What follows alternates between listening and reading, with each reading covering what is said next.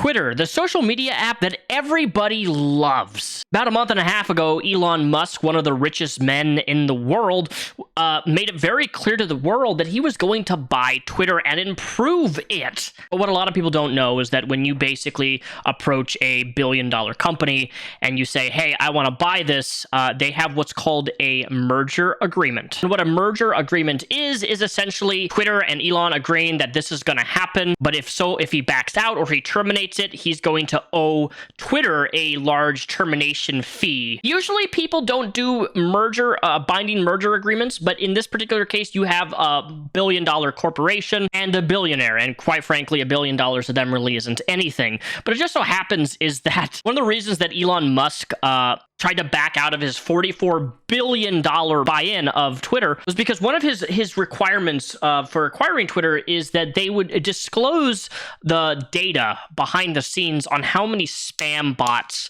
and how many fake accounts are actually utilized on Twitter. Because for those of you who don't know, Twitter has a big bot problem. And I don't know if you guys know this, but I have an OnlyFans.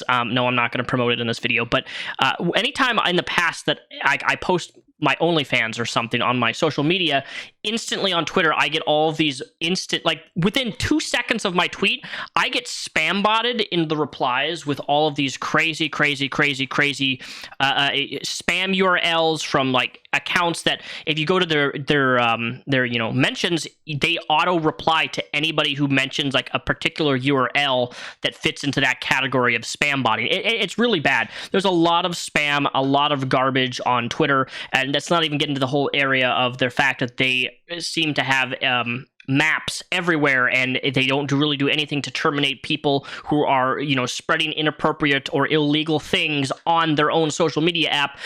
But if you say the word cunt, C-U-N-T, or a certain profanity, there's just certain words that you can't say on Twitter, and you'll get locked out and eventually suspended. But from what I understand, Twitter was not being transparent or forthcoming about any of this shit, and he really wanted this to be handled, and he wanted the data to be handed over to him so he could take a look at it. And Twitter really didn't do that, although they did claim that they have the bot problem, handled, and they block 1 million spammers a day. This is the claim by Twitter themselves, by saying that we suspend over 500,000 spam accounts every day, usually before any of you even see them on Twitter. We also lock millions of accounts each week that we suspect may be spam if they can't pass human verification challenges, phone number verification, blah, blah, blah. Now, Elon Musk on Twitter alleged that 20% of Twitter's entire user base is bots. And Elon Musk also accused Twitter of withholding personal information on transparency under their merger agreement. So I don't know the specifics of what is true, what isn't, but I just know for a fact in my own experience, Twitter does have a bot problem. It doesn't matter if you're banning 500,000, 1 million every day. If I post one particular type of URL and the moment I post that, I get bots replying to it instantly, that's a problem.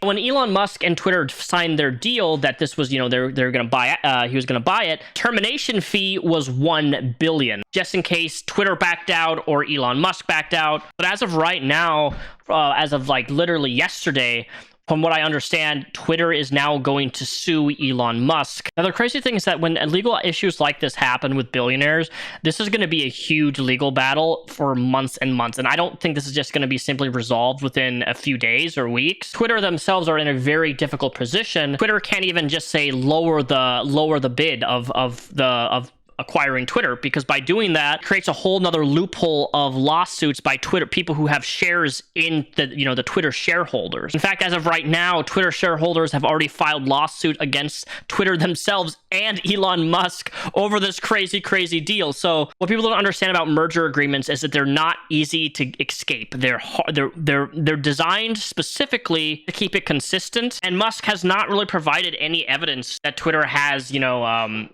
that their statistics, that their data on bots is really accurate or not. We don't really know. We just have Twitter saying one thing, Elon saying another. Who's right, who's wrong, who's lying, who's giving false info, who's not being transparent here. I don't know. There was a statement by Twitter's chairman, Brett Taylor, who said that the Twitter board is committed to closing the transaction on the price and terms agreed upon with Mr. Musk and plans to pursue legal action to enforce the merger agreement. We are confident we will prevail in the Delaware court. In fact, just this last Friday, Musk's lawyers made allegations actions towards Twitter themselves, quoting the material breach of multiple provisions, false and misleading representations about the prevalence of fake accounts on its platform. There's a lot of reason to doubt that Twitter has made such misrepresentations, but let's assume they did. It's actually not a reason to cancel a merger agreement, Lipton said in an interview. In order for there to be a material breach of the agreement, Musk would have to prove that Twitter made false statements that were so egregious that they'd have to have a long-term impact on the company's earnings potential. He has yet to put forth any evidence that that is the case. The specific merger agreement includes a specific performance clause, which Twitter says it has the right to sue Musk to force him to go through with the deal as long as he still has the debt financing in place. And look, I'm not the biggest Elon Musk fan. I think Teslas are really overrated. Sure, they can go fast, but I think that they're shitty cars. I know I'm going to upset a lot of people by saying that, at least internally they are. But I'm going to be honest, and I would rather Elon Musk buy YouTube. I honestly, why can't he just buy YouTube and make YouTube a better place? You know, fuck Twitter, fuck Twitter's censorship, its constant weird rules and regulations of never giving people specific reasons for why they're suspended, why they're locked out. I can literally say the lightest term of a profanity and somehow, some way, I get locked out from that. Twitter is a war zone, and really, you don't know what you're going into by a tweet that you make on whether it will be reported or not, and that you'll get locked out and forced to delete it. Twitter has some pretty big censorship issues. Can you just imagine, though, just for a split second, if Elon Musk purchased YouTube, what that could actually do? Like, imagine the power of that anybody on the platform could have. He could fundamentally redesign the YouTuber algorithm to make it understandable, or hell, it could even potentially make YouTube a better place and more transparent in its rules and regulations and how things operate on the platform. Maybe not get age restrictions on random videos that have no reason to age restrict content. Maybe you could fix the demonetization. I don't know. I'm just speaking off the top of my head here. But anytime there's a lawsuit specifically with billionaires, I am very, very interested in hearing about it, and I will be keeping you guys update for anything else that happens with Elon Musk and this Twitter merger agreement, because it's fascinating to me. Oh, and did you guys recently hear about